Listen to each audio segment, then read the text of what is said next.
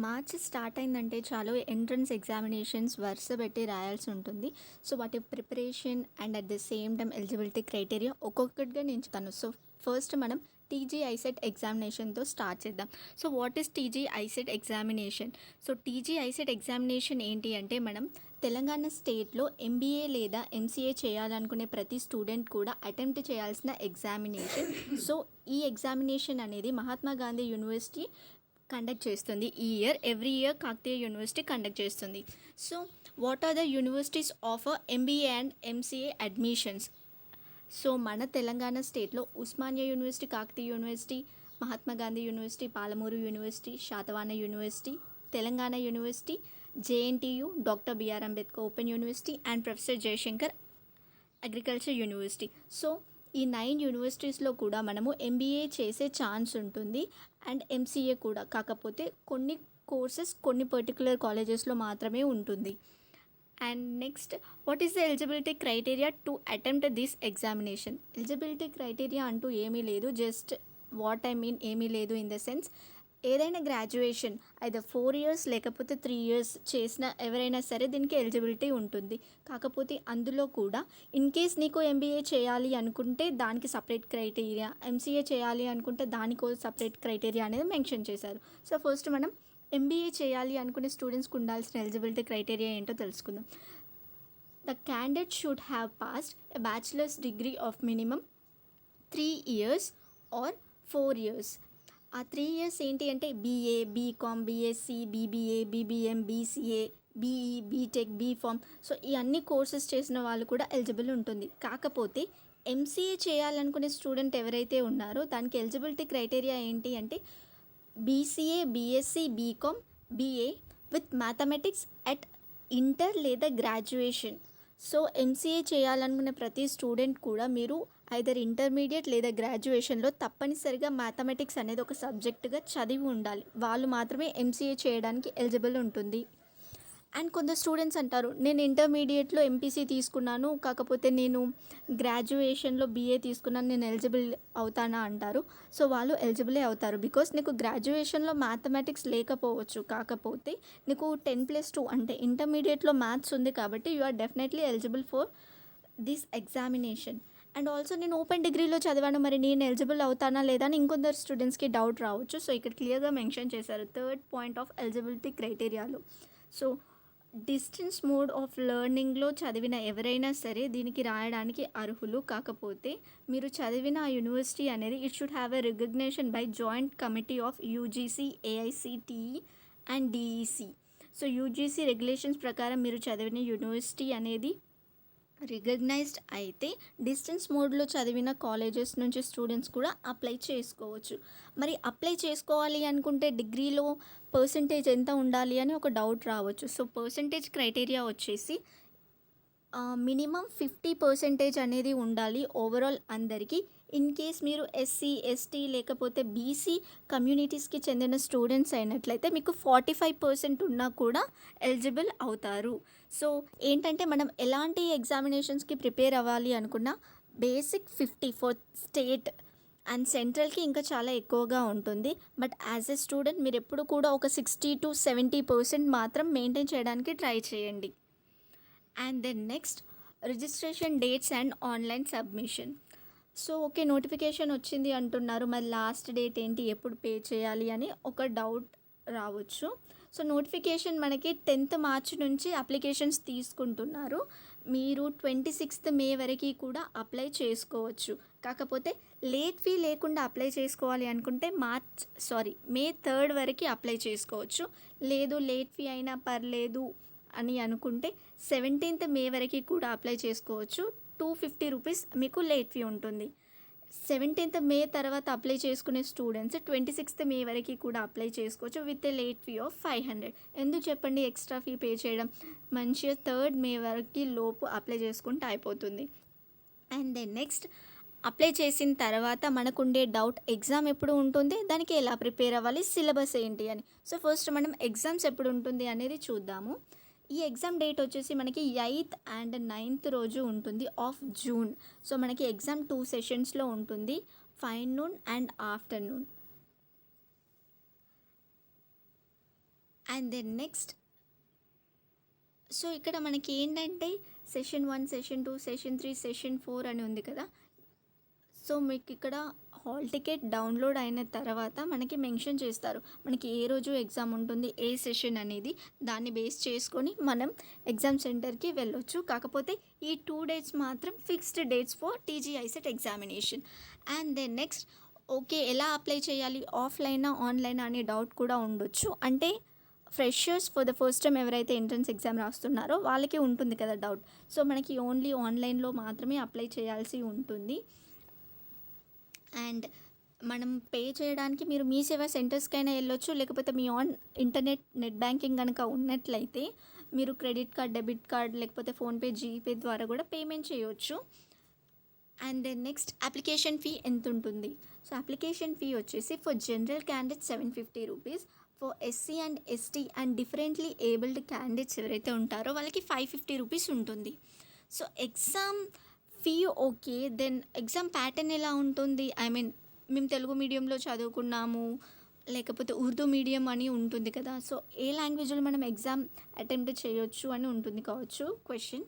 So అదేంటంటే మనకి ఇక్కడ క్లియర్గా మెన్షన్ చేశారు. Medium of test section A and section B ఏంటంటే అనలిటికల్ ఎబిలిటీ, మ్యాథమెటికల్ ఎబిలిటీలో మనకి క్వశ్చన్ పేపర్ అనేది తెలుగు, ఇంగ్లీష్ అండ్ ఉర్దూ ఈ లాంగ్వేజెస్లో మనకి ఉంటుంది. సో ఇన్ కేస్ మీరు ఉర్దూ కనుక సెలెక్ట్ చేసుకున్నట్లయితే మనకి ఇంగ్లీష్ అండ్ ఉర్దూలో క్వశ్చన్స్ ఉంటాయి. In case Telugu or English select చేసుకున్నట్లయితే మనకి ఓన్లీ తెలుగు అండ్ ఇంగ్లీష్ లాంగ్వేజ్లో డిస్ప్లే అవుతాయి questions. And next section 3 that is communication ability. So దీనికి ఎలాంటి చాయిస్ ఉండదు, ఎందుకంటే అది ఇంగ్లీష్ రిలేటెడ్ క్వశ్చన్స్ కాబట్టి తప్పనిసరిగా ఇంగ్లీష్లో మాత్రమే ఉంటుంది. So what is the qualifying marks for TG ICET అంటే ఇప్పుడు టీజీ ఐసెట్లో మినిమం మార్క్స్ ఎంత స్కోర్ చేస్తే మనకి టాప్ యూనివర్సిటీలో కాకపోయినా ఏదైనా యూనివర్సిటీలో చేయడానికి ఛాన్స్ ఉండొచ్చు అని ఒక క్వశ్చన్ రేస్ చేస్తారు కదా. సో ఏంటంటే మనకి minimum 25% of the marks gain చేస్తే మనకి చేయొచ్చు. అంటే అట్లీస్ట్ 50 మార్క్స్ రావాలి. టోటల్ 200 మార్క్స్కి క్వశ్చన్ పేపర్ ఉంటే మీకు అట్లీస్ట్ 50 మార్కుల కంటే ఎక్కువ వచ్చిందనుకో మీరు ఎంట్రన్స్లో క్వాలిఫై అయినట్టు, మీరు ఎంబీఏ లేదా ఎంసీఏ చేయడానికి eligible. And this is only for general candidates. In case మీరు ఎస్సీ, ఎస్టీ వాళ్ళు కేటగిరీకి చెందిన వాళ్ళైతే మనకి ఎలాంటి మినిమం క్వాలిఫైయింగ్ పర్సంటేజ్ అనేది ఉండదు. And the next ranking criteria. Exam ranking ఎలా ఉంటుంది, లైక్ ఇన్ కేస్ నాకు నా ఫ్రెండ్కి సేమ్ మార్క్స్ వచ్చాయనుకోండి, ర్యాంక్ ఎలా మనకి డిక్లేర్ చేస్తారు అంటే సేమ్ మార్క్స్ వచ్చినప్పుడు మనకి సెక్షన్ ఏలో అనలిటికల్ ఎబిలిటీ స్కోర్ అనేది ఫస్ట్ పరిగణంలోకి తీసుకుంటారు. ఇన్ కేస్ అది కూడా సిమిలర్గా ఉంటే సెక్షన్ బి కన్సిడర్ చేస్తారు. సెక్షన్ ఏ, సెక్షన్ బి కూడా సేమ్ ఉందనుకోండి, ఏజ్లో ఎవరు ఎక్కువగా ఎల్డర్ అయితే వాళ్ళకి ప్రయారిటీ అనేది ఉంటుంది. సో మ్యాక్సిమం ఇలాంటివన్నీ ఆలోచించకుండా టాప్ మోస్ట్ స్కోర్ చేయడానికి ప్రయత్నించండి. అండ్ దెన్ నెక్స్ట్ అన్నీ చెప్తున్నా కనుక సిలబస్ చెప్పట్లేదు, 200 మార్క్స్ కంటే ఎంత సిలబస్ ఉంటుంది అని ఒక డౌట్ రావచ్చు. సో సిలబస్ ఏంటంటే మనకి అనలిటికల్ ఎబిలిటీ 75 మార్క్స్కి ఉంటుంది, మ్యాథమెటికల్ ఎబిలిటీ 75 మార్క్స్కి ఉంటుంది, అండ్ కమ్యూనికేషన్ ఎబిలిటీ 50 మార్క్స్కి ఉంటుంది. సో టోటల్ 3 సెక్షన్లో మనకి ఎగ్జామ్ ఉంటుంది. 150 మినిట్స్లో మనం 200 క్వశ్చన్స్ అటెంప్ట్ చేయాలి. Each question carries 1 mark and ఎలాంటి నెగటివ్ మార్కింగ్ అనేది ఉండదు. సో మనకి అనలిటికల్ ఎబిలిటీలో కూడా 2 ఉంది, డేటా సఫిషియన్సీ అని, ప్రాబ్లమ్ సాల్వింగ్ అని 2 టైప్స్ ఆఫ్ సెక్షన్స్ ఉన్నాయి. సో ఇందులో డేటా సఫిషియన్సీకి 20 మార్క్స్ ఉంటుంది అండ్ ప్రాబ్లమ్ సాల్వింగ్లో 55 మార్క్స్ ఉంటుంది. ఆ 55 మార్క్స్కి కూడా మనకి డిఫరెంట్ సెక్షన్స్గా డివైడ్ చేశారు.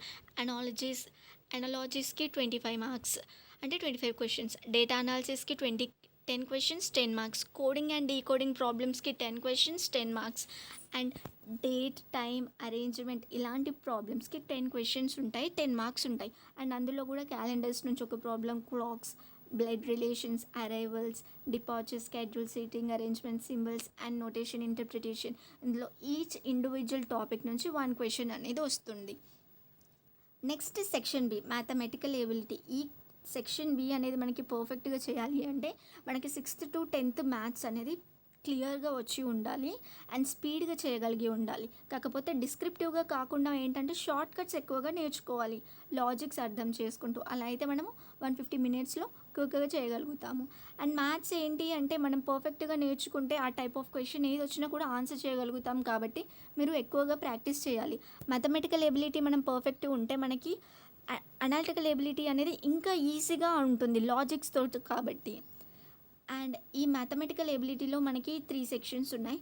అరిథమెటికల్ ability which consist of 35 questions 35 marks. Algebra and geometry 30 questions 30 marks.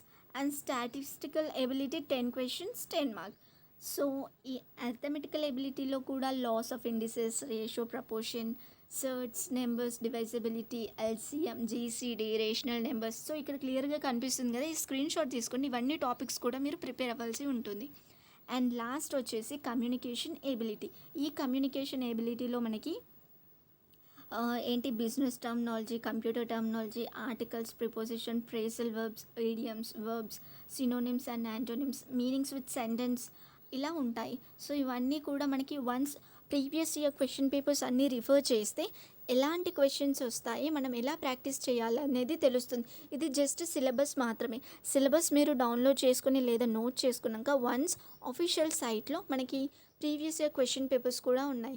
So ఆ క్వశ్చన్ పేపర్ ఎలా వచ్చిందంటే ఈ టాపిక్ నుంచి ఇట్లా క్వశ్చన్ వస్తుంది, దాన్ని మనం ఇలా ప్రిపేర్ అవ్వాలి అని మనకు ఒక క్లారిటీ వచ్చేస్తుంది. అండ్ ఇన్ కేస్ మీకు ఆ క్వశ్చన్ పేపర్స్ కూడా కావాలి అంటే please let me know in the comment section. నేను లింక్స్ ప్రొవైడ్ చేస్తాను. అండ్ టీజీ ఐసెట్ రిలేటెడ్ మీకు ఇంకా ఏ డౌట్స్ ఉన్నా కూడా అండ్ నాకు కామెంట్ సెక్షన్లో మీరు అడగండి, నేను క్లియర్ చేస్తాను. యూనివర్సిటీలో సీట్ రావాలి అంటే మినిమం 100 రూపాయలు ర్యాంక్ ఉంటే మన చాయిస్ అనేది ఉంటుంది. ఇన్ కేస్ 100 కంటే ఎక్కువగా థౌజండ్స్లలో ర్యాంక్ వచ్చిందనుకో మన చాయిస్ కంటే కూడా యూనివర్సిటీ చాయిస్ అనేది ఉంటుంది. లేదు నాకు ఓయూలోనే కావాలి, జేఎన్టీయూలోనే కావాలి అంటే మినిమం ర్యాంక్ అనేది 100 లోపు ఉండడానికి ట్రై చేయండి.